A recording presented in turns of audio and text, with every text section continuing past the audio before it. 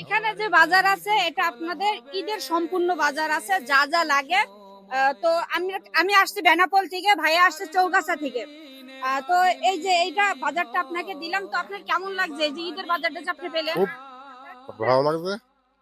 আনন্দ লাগছে। খুব আনন্দ লাগছে। চিপসটা খাওয়াটা ঠিক ছিল না তো। ঠিক ছিল না না? না। তো রিজিকের মালিক কিন্তু আচ্ছা আল্লাহ। এইবার এই এই যে হাসিটা দিলেন না, এর থেকে সুন্দর হাসি দিলেই 50 টাকা। হাসি দিলেই 50। কেমন আছে হাসি? ধরেন এই ভাই হাসিটা কেমন হলো? অসাধারণ অসাধারণ আরো সুন্দর দিলে আরো 50। সুন্দর হচ্ছে, তাহলে আবার সুন্দর হচ্ছে তাহলে নাও।